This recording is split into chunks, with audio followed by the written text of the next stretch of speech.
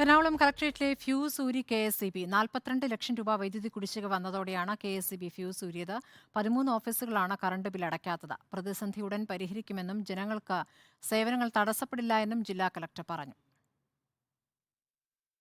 അലി അക്ബർ ഷാ വിവരങ്ങളുമായി. അലി, ഇപ്പോൾ കളക്ടറേറ്റുകളിലെ ഓഫീസുകളിൽ ഇത്രയും വലിയ കുടിശ്ശിക 42 ലക്ഷം കുടിശ്ശിക എങ്ങനെ വന്നു എന്നാണ് കളക്ടർ വിശദീകരിക്കുന്നത്. ജനങ്ങൾക്ക് ബുദ്ധിമുട്ടുണ്ടാകില്ല എന്ന് കളക്ടർ പറയുന്നു. പക്ഷേ കറണ്ട് ഇല്ലാത്തത് വലിയ പ്രതിസന്ധി സൃഷ്ടിക്കും. എന്താണ് അവിടുത്തെ ഒരു സാഹചര്യം?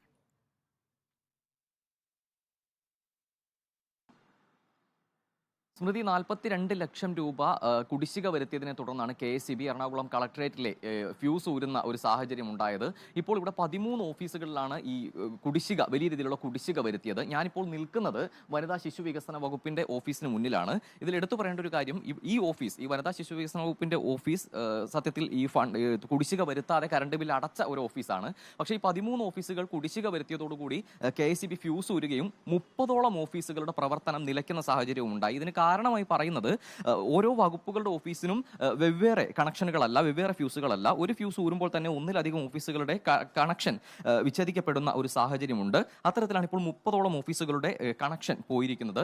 കളക്ടർ നേരത്തെ സംസാരിച്ചപ്പോൾ തന്നെ, മാധ്യമങ്ങളോട് സംസാരിച്ചപ്പോൾ തന്നെ അദ്ദേഹം പറഞ്ഞിരുന്നു, സാധാരണക്കാരുടെ ജീവിതത്തെ ഇത് ബാധിക്കില്ല. കാരണം ഒഫീഷ്യലായിട്ടുള്ള ഓരോ വകുപ്പുകളുടെ ഓഫീസുകളിലെ ഒഫീഷ്യലായിട്ടുള്ള കാര്യങ്ങളെ മാത്രമേ ഇത് ബാധിക്കുകയുള്ളൂ എന്ന് പറഞ്ഞിരുന്നു. അത് തന്നെയാണ് നമ്മളിവിടെ ഓഫീസുകളുമായി ബന്ധപ്പെടുമ്പോഴും അറിയാൻ കഴിയുന്നത്. ഓരോ ഓഫീസുകളുടെ ഒഫീഷ്യൽ ആപ്ലിക്കേഷൻ അടക്കമുള്ള വിഷയങ്ങളാണ് ഇപ്പോൾ നിലവിൽ നിലച്ചിരിക്കുന്നത്.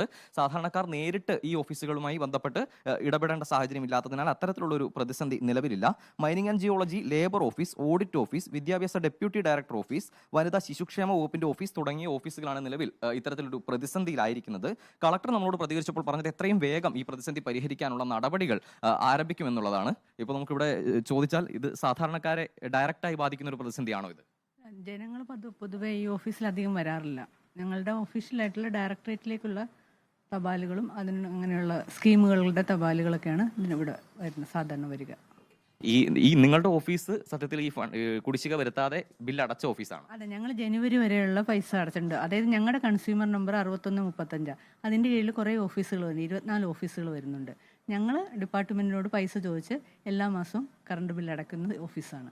ഇപ്പോൾ ഈ പ്രതിസന്ധി പരിഹരിക്കാൻ എന്തെങ്കിലും ഒരു നടപടി മുന്നോട്ട് പോക്കുണ്ടോ? ഞങ്ങളിപ്പോൾ FOയ്ക്ക് കൊടുത്തിട്ടുണ്ട്. ഞങ്ങൾ അടച്ച രേഖകളെല്ലാം തന്നെ. ഇപ്പോൾ കളക്ടറുമായിട്ട് ബന്ധപ്പെട്ട് അതോടെ പരിഹാരം ഉണ്ടാവുമെന്നാണ് പറയുന്നത്. സ്മൃതി, ഇതാണ് ജീവനക്കാർ പ്രതികരിക്കുന്നത്. സാധാരണക്കാരെ നേരിട്ട് ഈ വിഷയം ബാധിക്കില്ല.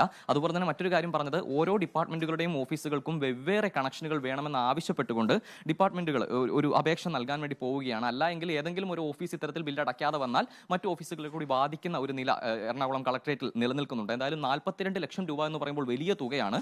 കളക്ടർ പ്രതികരിച്ചപ്പോൾ പറഞ്ഞതും ഫണ്ടിന്റെ അപര്യാപ്തത തന്നെയാണ് ഇത്തരത്തിലൊരു പ്രതിസന്ധി ഉണ്ടാവാനുള്ള കാരണമെന്നാണ്. KSEBയുമായി സംസാരിച്ച് എത്രയും വേഗം നിലനിൽക്കുന്ന ഈ പ്രതിസന്ധി പരിഹരിക്കുമെന്നും അദ്ദേഹം പറഞ്ഞിട്ടുണ്ട്.